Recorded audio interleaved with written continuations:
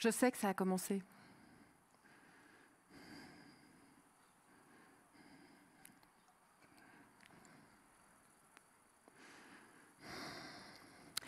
Je suis en train d'essayer de repousser le début de l'émission.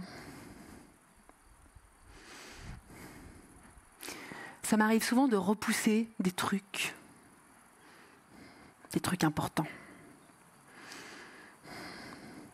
Aujourd'hui, je vais partager avec vous un truc que je repousse depuis un moment. Comme vous, je suis en train de mourir. Bah si. Bah oui, si. Bah si, oui. Si, et vous là, vous aussi. Chaque seconde qui passe nous rapproche du moment où... Est-ce que vous savez ce que vous voudriez qu'on fasse de votre corps une fois que ce sera... Est-ce que vous avez une idée de célébration pour le moment où... Est-ce que vous avez déjà remarqué que les employés de pompes funèbres adoptent souvent un comportement trop affecté dans les cérémonies de...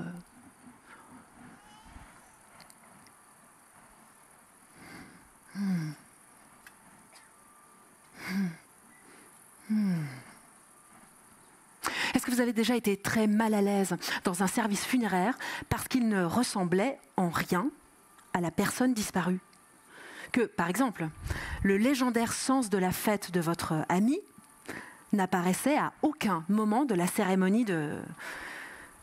Enfin, vous voyez quoi, de...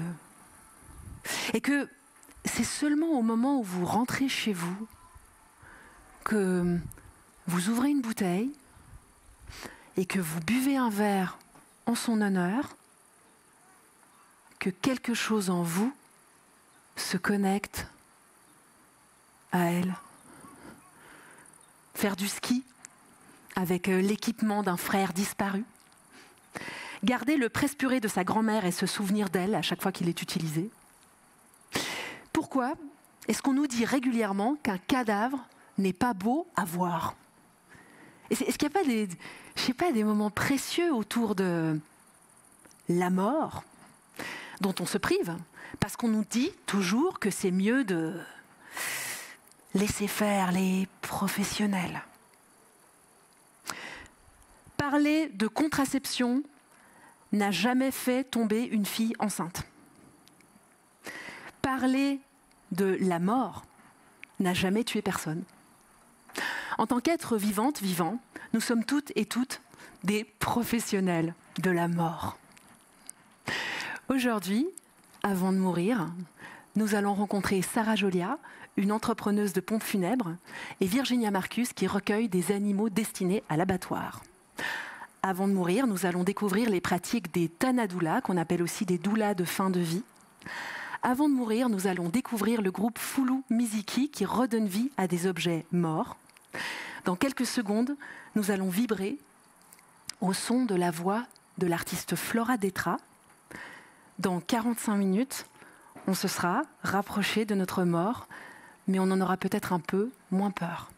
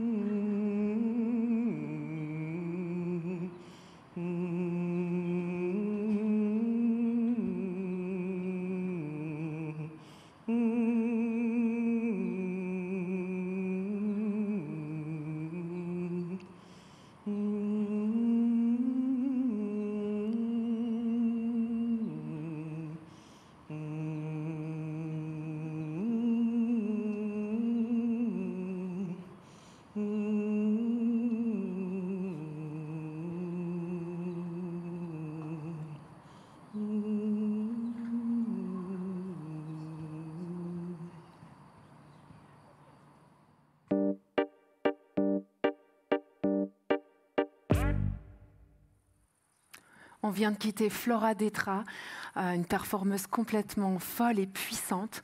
C'était magnifique. On a pu entendre sa voix. Je vous encourage à venir la découvrir ce soir encore au Festival de la Cité à 22h30 sur son spectacle Glottis. Voilà. J'ai la chance, l'honneur de recevoir maintenant 2 femmes incroyables. Sarah Jolia, Virginia Marcus, autour de notre thématique. Et avec vous, les filles, on va, je crois, tenter d'élargir notre perception de la mort. En fait, on va tenter d'ouvrir nos imaginaires de la mort. Sarah Jolia, tu es entrepreneuse de pompes funèbres. Oui. Virginia Marcus, tu es la cofondatrice de l'association Coexister. C'est ça. C'est ça. Bonsoir. Sarah, j'ai oublié de préciser que ce sont donc les pompes funèbres du Léman. Exactement. Voilà. Et donc, alors moi, je t'ai découverte, je suis arrivée dans ton bureau, on ne sait pas trop. En tout cas, ça ressemble pas du tout à un endroit, à un bureau classique de pompes funèbres. On est dans un endroit extrêmement vivant quand on arrive chez toi, dans cet endroit. Et je me mets à la place de gens qui ont perdu quelqu'un. Et en fait, je me dis que ça doit faire du bien d'arriver chez quelqu'un comme toi. Tu as une certaine manière d'être entrepreneuse de pompes funèbres et notamment je trouve, et j'aimerais t'entendre parler sur cette façon que tu as d'accompagner en fait les proches des défunts et puis les défunts eux-mêmes et les défuntes. Alors oui, on accompagne en fait les familles et les défunts vraiment avec le cœur. Donc, on essaye de faire des cérémonies personnalisées. On essaie vraiment d'être à l'écoute des familles et à leurs besoins. Ouais. Par exemple aussi, c'est quelque chose que je trouve important, c'est que tu proposes en fait aux familles de faire la toilette des morts, ce qui est quelque chose qu'on fait pas toujours, qu'on n'est pas habitué à faire dans notre culture, et tu le proposes régulièrement pour que les gens puissent avoir cette possibilité encore de toucher un corps. Je disais dans l'ouverture qu'un cadavre, souvent, on nous a éduqués à en avoir un peu peur, et en fait, toi, tu fais le passage, tu te fais le relais de ça. Oui, alors exactement. Donc nous, on propose assez régulièrement aux familles, si elles ont envie de nous accompagner dans tout ce qui est la toilette et la mise en bière en fait avec le défunt. Et c'est vrai que pour nous, c'est des beaux moments qu'on partage avec ces familles parce que on peut parler, on rentre vraiment dans leur intimité et puis et pour elles aussi, ça leur fait beaucoup de bien. Après, il y en a qui sont pas du tout prêts à venir faire la toilette de leurs proches. Oui. Donc c'est vraiment au ressenti et puis voilà. Ouais. Tu es extrêmement à l'écoute des familles. Tu proposes notamment de personnaliser les cercueils. On va voir des images de ça. On voit là, par exemple, un super cercueil qui est rempli de mousse.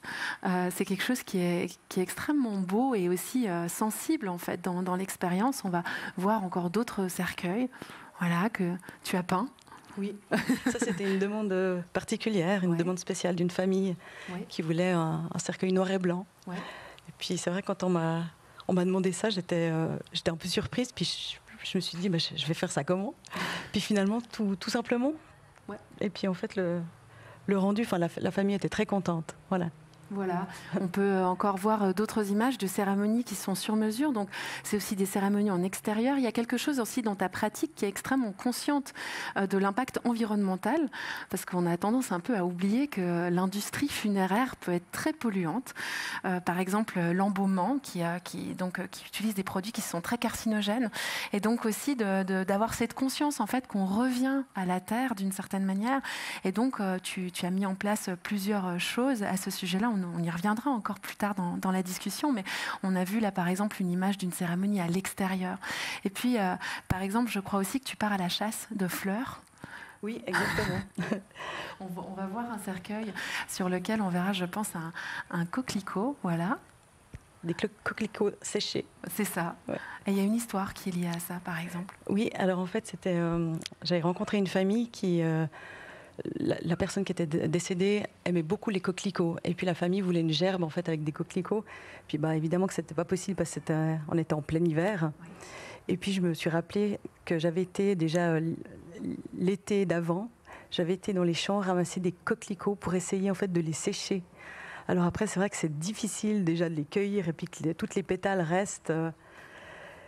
Et puis après, j'ai ouvert mon herbier avec mes coquelicots séchés. Puis belle surprise, ils étaient restés entiers. Mm-hmm. Et du coup, j'ai pu proposer à la famille d'en coller quelques-uns sur le cercueil. Et puis c'était vraiment symbolique et puis ils étaient contents. Ouais, vous avez vraiment cette écoute dans l'entreprise, cette idée vraiment d'accompagner, de donner en fait toute la possibilité aux proches, à la famille de faire ce qui fait sens. Je ne sais pas si on a vu les cercueils aussi qui ont été peints par des gens de la famille. Voilà, on les revoit aussi des cercueils avec des t-shirts. C'était les t-shirts du ou de la défunte, je ne sais pas. Mais enfin, dans les t-shirts du défunt, ouais. C'est les t-shirts du défunt. Et donc voilà, il y a vraiment cette idée de faire de ce moment-là une célébration aussi, pas forcément classique un peu dans l'idée qu'on en a. Virginia, toi de ton côté, comment ça arrive que tout à coup on ouvre un sanctuaire pour des animaux pour qu'ils y vivent et qu'ils y meurent? Ça vient de plusieurs prises de conscience, mais notamment celle que dans notre société aujourd'hui, déjà de manière globale, la mort est un vrai tabou. Et dans le cas spécifique des animaux, on va exécuter des animaux dans des abattoirs le plus loin possible de notre vision. Et ensuite, on s'en défait. On remet cette responsabilité à d'autres. Et moi, j'ai vraiment aucun problème avec le concept de mort. Par contre, j'ai un vrai problème avec le concept de tuer et de préméditer le meurtre des autres. Et c'est pour ça que militer pour les animaux, ça a toujours été très important pour moi, parce que c'était important pour moi de leur redonner une voix dans notre société, et pas juste dans des cases, donc pas dans des élevages, dans des abattoirs, etc., mais vraiment dans un concept de coexistence. Et c'est pour ça qu'après avoir milité quelques années, on s'est dit avec Pierrick, mon conjoint, qu'on allait créer un lieu où les animaux qui auraient dû être tués ailleurs vont pouvoir vivre une vie la plus libre possible, mais aussi mourir dans l'amour, la compréhension et de manière libre. Du coup, ça a fait vraiment sens. Donc, on a créé ce lieu il y a 2 ans maintenant. Et c'est vrai que d'accompagner les animaux à la mort, c'est quelque chose qui peut être très confrontant aussi quand nous-mêmes, on n'est pas habitués à se questionner sur la mort, tout bêtement. Et ça arrive plus souvent avec les animaux qui vivent moins longtemps que nous. Et en fait, c'est quelque chose qui s'est mis sur ma route déjà très petite, pour le coup, d'accompagner des animaux à la mort en fin de vie ou des animaux accidentés. Et puis après avoir travaillé 1 année en clinique vétérinaire où j'ai dû accompagner beaucoup d'animaux à l'euthanasie, par exemple, j'ai vraiment presque cette mission qui s'est mise sur ma route sans que je m'y attende, en fait. Et j'ai réalisé à quel point les gens étaient démunis dans ces circonstances, et je pense que Sarah, elle doit le voir régulièrement aussi. Quand ça arrive, on ne sait plus quoi faire, et on se raccroche à des professionnels pour nous orienter.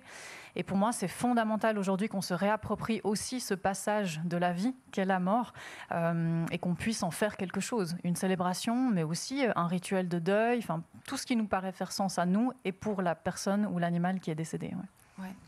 Sarah, tu fais partie aussi un peu des personnes qui poussent à changer, c'est-à-dire à offrir d'autres possibilités d'être enterré. Est-ce que tu peux nous parler un peu de ces nouvelles pratiques qui vont sans doute arriver et qui aussi nous ramènent justement à cette notion de passage et de saison et comment on peut s'inscrire dans autre chose? Alors c'est vrai que nous, on est sensible à la nature, on est sensible avec l'écologie. On n'est pas parfait dans nos démarches. Mourir, ça pollue, ça c'est sûr.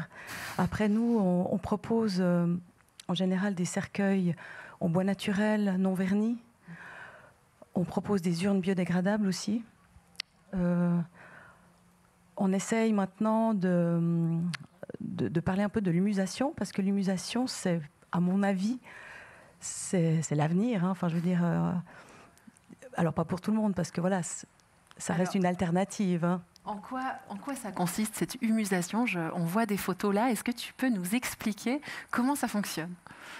Alors, je précise juste que ça, c'est des buts, en fait, c'est des animaux qui ont été humusés. C'était en Belgique. Ouais.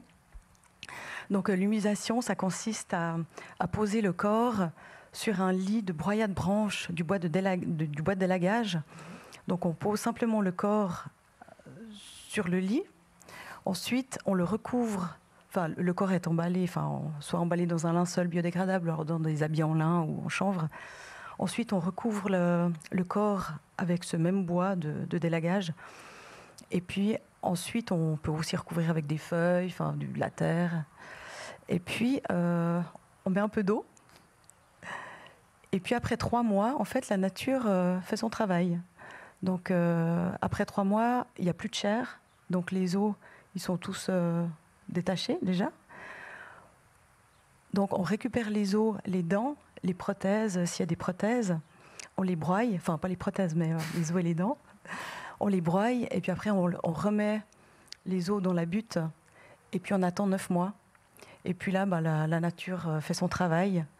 Et puis après 9 mois, ça devient en fait du terreau sain. Il n'y a plus de traces de produits chimiques. Enfin voilà, puis ça refertilise les sols.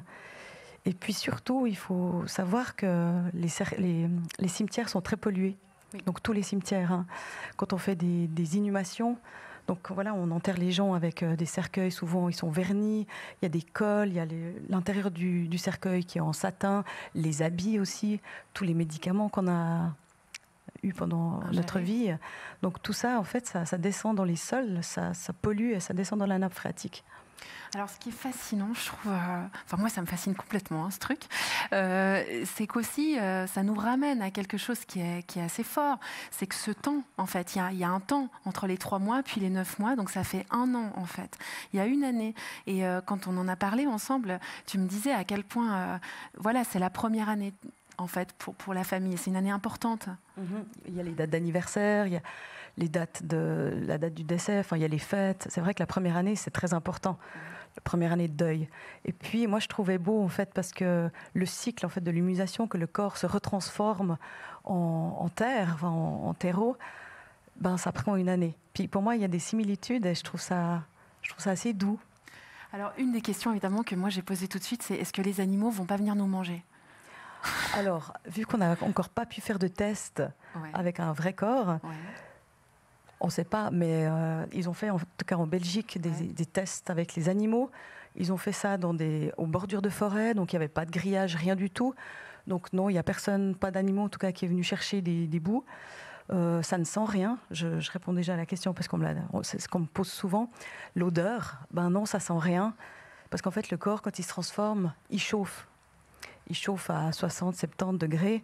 Et c'est pour ça que les animaux ne vont pas chercher non plus la viande. Voilà. La viande morte. Oui. Voilà. C'est pas encore légal, hein, donc ça c'est vraiment. Mais c'est en voie. Je sais pas. J'espère vraiment. En tout cas, nous on est là vraiment pour essayer d'en parler. Oui. Enfin, je veux dire, c'est au goût du jour. Hein, on est en plein dans le truc du climat, l'écologie, et c'est vrai que c'est 100% naturel. Donc, je vois pas pourquoi ça n'arriverait pas. Virginia. Tu me parlais des animaux et puis sachant que nous sommes aussi des animaux, hein, on parle toujours de cet endroit des animaux, on va dire des êtres vivants non humains avec lesquels tu vis. Et on a parfois de la difficulté à reconnaître en fait que ces êtres vivants en fait vivent des deuils, qu'ils sont traversés par ces moments-là. J'aimerais bien que tu nous racontes un peu comment ça se passe. C'est vrai que les animaux, pour moi, sont des véritables enseignants dans ces circonstances de deuil, de mort, mais de naissance aussi. Pour moi, tous ces thèmes sont très liés. Et en fait, eux ont une conscience de ce retour à la Terre qui est très différent d'une autre, humains, occidentaux, civilisés, parce qu'eux vivent avec ça, en fait. Et quand un animal meurt dans une famille, par exemple, il y a des animaux qui viennent juste renifler un peu puis repartent. Et puis, il y en a qui ont vraiment besoin de passer du temps avec le corps mort. Ils ont aussi des rituels. Je vais essayer de ne pas pleurer, mais je vais donner un exemple concret où on a un de nos petits cochons qui est décédé il n'y a pas très longtemps. Et sa mère, en fait, est vraiment venue le renifler de la tête aux pieds 3 fois de suite, de manière très ritualisée. Et moi, j'ai observé ça, j'étais vraiment très bouleversée déjà par la mort, mais de la voir faire comme ça m'a beaucoup touchée. Elle avait des longues larmes sur les joues, ce qui n'est pas son habitude. Et en fait, elle a fait ça plusieurs fois, le renifler. Et à un moment donné, elle est venue s'asseoir à côté de nous. Et j'avais vraiment l'impression qu'elle est venue nous soutenir, nous, en fait, dans ce processus, parce qu'elle avait besoin de ce temps-là. On a presque médité ensemble, et ensuite elle est repartie faire sa journée, quoi. Et je pense que, en effet, les animaux, ils ont cette force. Nous, beaucoup dans nos sociétés, on a l'impression que ces animaux ne sont pas conscients. En fait, je pense que leur conscience est différente et elle est plus éveillée que la nôtre sur certains sujets, et notamment sur celui de la mort, parce que justement, ils vont l'appréhender avec une autre sensibilité. Alors, quand ils sont tués, on sent très bien qu'ils résistent et qu'ils ne sont pas du tout d'accord avec leur sort. Mais quand ils meurent de maladie, de vieillesse ou autre, eh ben, ils ont moins cette résistance que peuvent avoir certains humains qui sont très attachés à leur corps. On est très attachés à nos corps matériels. Et les animaux ont un rapport différent, à mon avis. Et j'apprends à chaque fois qu'il y a un animal qui décède et que j'ai la chance de l'accompagner, je vois comment ces individus se comportent dans ces moments-là. Et c'est vraiment un enseignement de pouvoir s'inspirer d'eux aussi sur ce qu'est ce cycle de la vie. Et quand on retourne à la Terre, moi je trouve ça magnifique, hein, ce concept d'humusation, ça devrait être la base dans tous les pays, partout, parce qu'en fait c'est juste qu'on redonne notre corps à la Terre. La Terre nous a nourris toutes ces années, et en fait finalement c'est notre corps qui va la nourrir à son tour. Et en fait c'est magnifique, moi je trouve. Alors évidemment qu'il y a la tristesse qui est alliée à la perte d'un être cher, le manque, l'affection, etc. Tout ça, c'est des sujets qui sont difficiles après la mort de quelqu'un, mais symboliquement, je trouve ça magnifique qu'on puisse retourner à la terre sans la polluer, mais en la nourrissant, quoi. En tout cas, ce qui est très beau dans vos pratiques, quand je vous ai rencontrés, c'est à quel point vous êtes des femmes lumineuses, en fait, et comment vous vivez, au quotidien, hein, dans ces endroits de vie et de mort des êtres vivants non humains, mais aussi de vie et de mort, d'accompagnement, de famille. Et en même temps, on sent bien comment votre approche, elle nous permet de voir ça comme un passage. Et ça, c'est fort, je trouve, parce que c'est quelque chose qu'on ne reçoit pas vraiment. Sarah, vous avez peut-être encore quelque chose Alors à dire? oui, le passage, moi ça me parle beaucoup, parce que c'est vrai qu'on le sent en fait dans notre travail en fait quotidien. Ouais. Quand, par exemple, quand je m'occupe d'un défunt, des fois il se passe des choses. Après, voilà, chacun s'est ressenti, puis chacun s'est. Hein. Tu m'as dit que tu parlais aux morts. Alors je leur parle, je leur explique ce qui va se passer, enfin qu'ils sont décédés. Ouais. Voilà. Je leur parle avec mon collègue. Et tu me disais que quand tu leur parlais, tu voyais leur tresse détendre, qu'il se passait des choses. Des fois, il se passe des choses extraordinaires. Des fois, le visage peut changer comme ça d'une seconde à l'autre. Puis des fois, on le voit vraiment changer. Ouais. Et pour moi, il n'y a pas d'explication. Enfin, je veux dire, on n'en sait rien. Mais c'est juste, je constate ce qui se passe quand je travaille. Et puis, c'est vrai que il y a cette magie, et puis s'il n'y avait pas ça, je ne pense pas que je serais là, enfin, que je ferais ce travail. Je vous remercie beaucoup, le temps est court. Je vous remercie de nous avoir ouvert. J'encourage tout le monde en fait à aller vers ça, à aller vers cette rencontre de la mort, des corps morts, de faire la toilette des morts. Je trouve ça très important et passionnant. Merci beaucoup d'être venu. On va maintenant rencontrer, on va aller à Yverdon rencontrer une formation de Tana Doula ou des doulas de fin de vie, pardon. Et découvrir cette approche.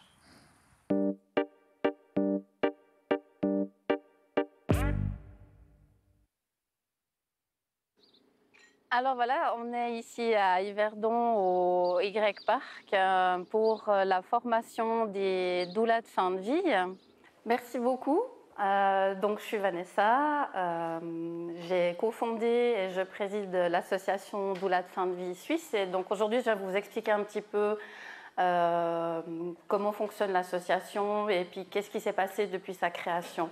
Qu'est-ce que c'est qu'une doula de fin de vie? Alors une doula de fin de vie, c'est une personne qui va accompagner de façon non médicale soit une personne en fin de vie, soit les proches de la personne en fin de vie, ou les personnes endeuillées, en général assez rapidement après le décès de la personne. On en parle très peu et que ça peut faire peur, mais ça peut être aussi tout bénéfique de pouvoir aider quelqu'un à passer ce cap.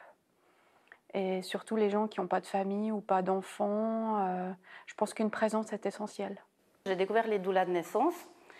Puis je me suis dit, mais c'est un type d'accompagnement qui est absolument génial. Mais j'adorerais faire ça, sauf que la naissance, ce n'est pas quelque chose qui m'intéressait.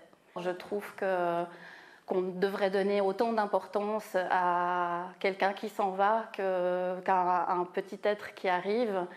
Et que pourquoi est-ce qu'on arrive par la grande porte et qu'il semblerait qu'on doive partir par la petite. Donc voilà. tous les efforts qui sont mis pour faire de la naissance un moment de passage merveilleux devraient aussi être mis pour ce passage pour la mort, quoi.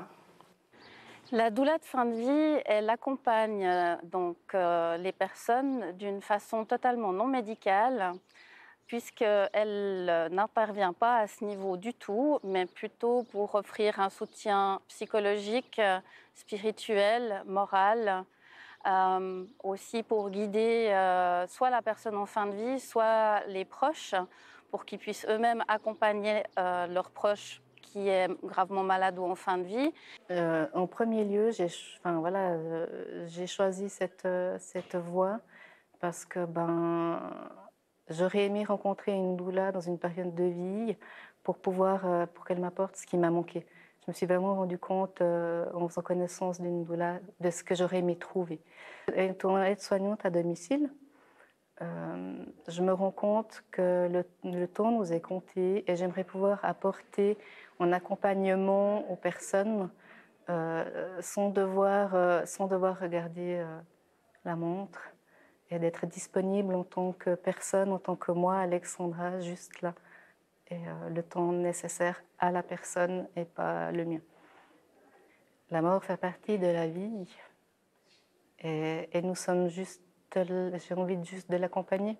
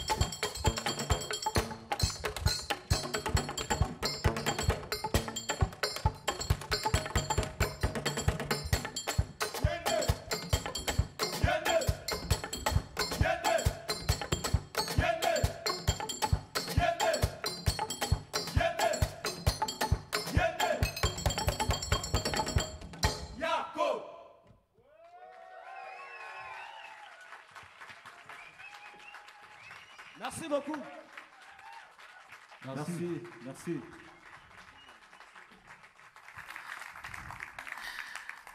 Bonjour Deboul Bokungako. Bonjour Florence. Voilà un micro. Ouais, merci. Merci pour ce super concert. Merci à vous aussi. On peut vous voir au Festival de la Cité demain, sur le Petit Canyon à 23h30. Ouais, c'est ça. C'est ça. Ouais. C'est trop bien. Je voulais préciser qu'aujourd'hui, quand même, il y a une chanteuse qui manque. Ouais, c'est notre chanteuse que vous connaissez. C'est Aïcha Menakanyeba. Elle est restée à Kinshasa parce qu'il y a des problèmes pour son visa. Il y a eu des problèmes avec Schengen là-bas chez nous au Congo. Maintenant, on nous a dit là-bas, c'est les zones rouges, quoi. On ne sait pas qu'est-ce qui se passe à cause du corona. On ne sait pas vraiment trop pourquoi elle n'est pas là avec nous aujourd'hui. Ouais. Hein? Et on pointe la difficulté de l'Europe à ouvrir ses frontières. Ouais, c'est ça. C'est notre souhait, vraiment. C'est ça. On a parlé de la mort aujourd'hui dans cette émission et il se passe des choses en ce moment à Goma dont vous aviez envie de parler. Ouais. Nous rendons aussi hommage à nos frères, nos sœurs et puis nos enfants à cause de ce qui se passe à Goma, à Beni. Il y a trop de morts là-bas, vous voyez. Chez nous en Afrique, vous connaissez vous-même. Je ne peux pas trop dire pour cela. Mais vous connaissez bien ce qui se passe chez nous là-bas. Il y a des tueries par-ci, par-là. On n'est pas en paix. Ouais. L'éruption du volcan. Ouais, l'éruption du volcan aussi. Ça a tué beaucoup de personnes à Goma. Les gens ont fui leur maison pour aller dans des endroits à côté, comme au Rwanda, ainsi de suite à Ouganda. Ouais. Nos frères et nos sœurs sont là-bas à cause de ce qui s'est passé à Goma, le volcan là. Ça a tué vraiment beaucoup de gens et les familles sont divisées maintenant, là je vous parle. Ok. Ben, en tout cas, on se réjouit trop de vous retrouver demain. Et puis, on vous souhaite le meilleur pour cette tournée européenne. C'est vraiment un super beau boulot que vous faites. On adore ça. Merci. Et nous, ben, on va se retrouver demain à 17h sur le Verger de l'Ermitage. On vous encourage à venir nous rendre visite. Le soleil est revenu.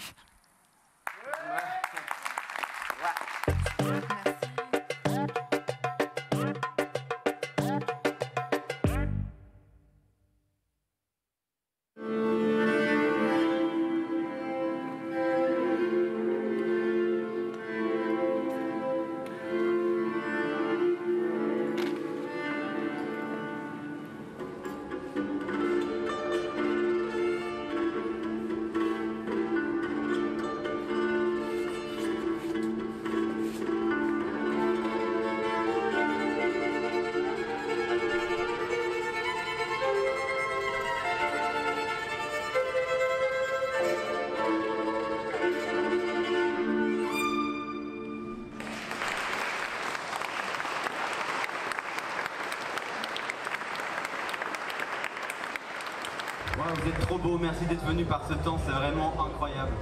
C'est la grande rentrée pour nous, du coup ça nous fait trop plaisir d'être là.